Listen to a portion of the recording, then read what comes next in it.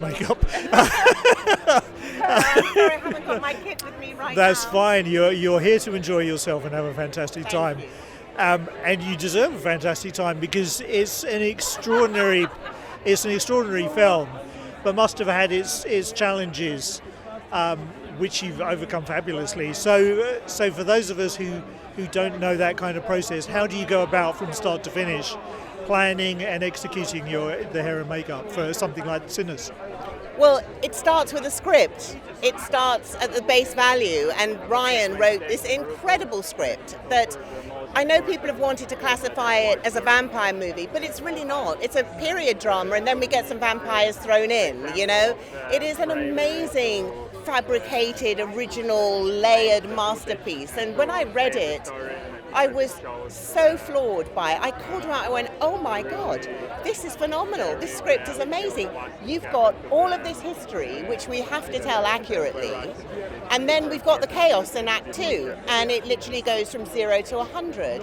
So it started off with a really deep historical dive. I started work in Britain 36 years ago, and every movie I ever did was all about research and really getting it accurate, no matter what it was. So for me, this is always my process. And you know, when you're talking about the Jim Crow era and you're looking at the Mississippi Delta in the 30s and all of the different cultures that came together at that time, the different layers of class as well, and really what was happening there, I was so overwhelmed and impressed by the people, because no matter what their level of poverty was, no matter that they were repressed and suppressed and treated, as we know, like worse than animals, there was a sense of pride. Their skin was radiant. They were eating a clean diet.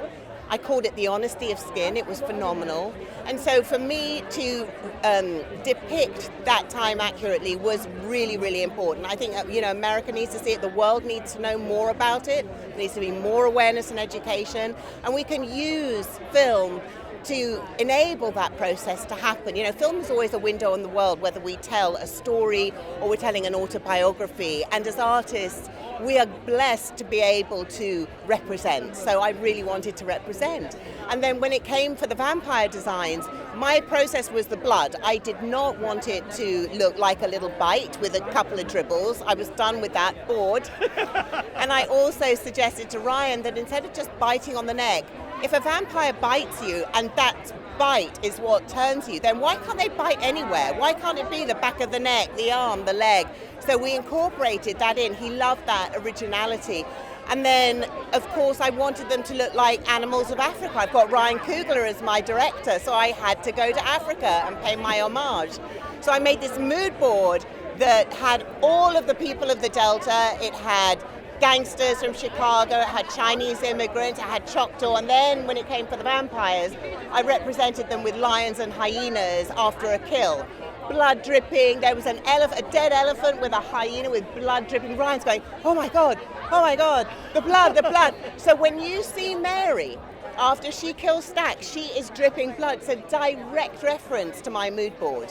Like, the blood patterns directly refer to the mood board. It's beautiful when it happens, and he was so excited, I cannot tell you. Yeah. And that's so much fun, but also you get to give us the best gift in the world, which is 2 Michael B. Jordans. Were there any challenges with that, making those distinct? Oh, of course, because I did Michael. So, Smoke and Stack were very, very different, and you had to tell it. You could read it in the script again. You know, Stack was definitely the younger energy. Smoke was the older brother, despite them being identical twins. But Smoke was all in his head. You know, he bore the wound wars. He'd lost his baby. He had the responsibility of taking care of his younger brother. This had happened whilst they were at war as well. So Smoke was always the elder brother, always the warrior, whereas Stack strode through life happy-go-lucky. Stack was a winner. Even as a vampire, Stack was a winner. He was a survivor in any way, shape and form. So how I did that was I deconstructed Smoke and I constructed Stack. So for example, with Mike, he has a little indentation in his moustache. For Smoke, I would leave it and make his moustache loose. For Stack, I would fill it, and his moustache was more structured. For Smoke, his eyebrows were softer. For Stack, I defined them more. I did a different colour palette for Smoke. I put sort of mauves and greens and sort of neutral blues into his face for worry. I brought his face down. I changed the construction of his face with contour to make his face have more weight to it.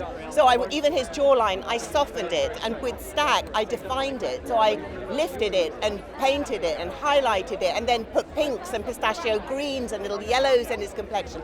So Stack was lifted and Smoke was weighted. So that, and I think it really translated on camera. And just lastly, BAFTA are doing such a great job this year about recognising all of the skills that it takes to make a film, rather than just the actors and the directors.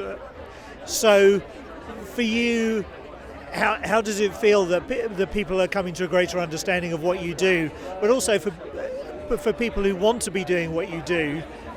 How would you say that they get into that?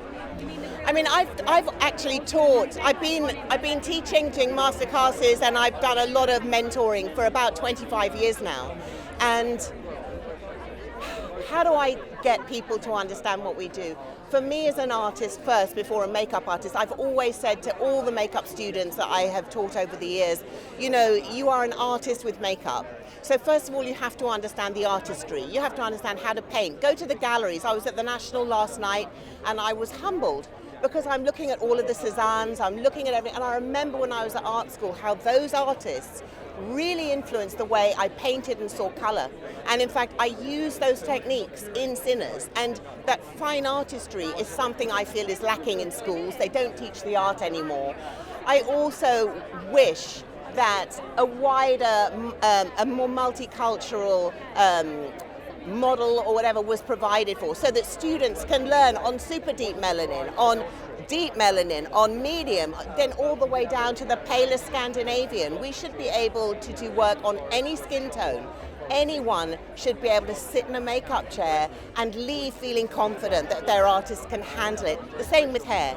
You know, we've got to understand each other's cultures. We have to love each other's cultures and welcome and work within and celebrate it. Absolutely. It's lovely to see such passion on the red carpet, and congratulations on your nomination. I hope you have a fantastic evening. Thank you so much. Thank you. Thanks. Cheers. Ladies and gentlemen, you're watching Hey You Guys! Hey, you guys! Hey, you guys! Hey, that's what they all say. Hey, you guys! Hey, you guys!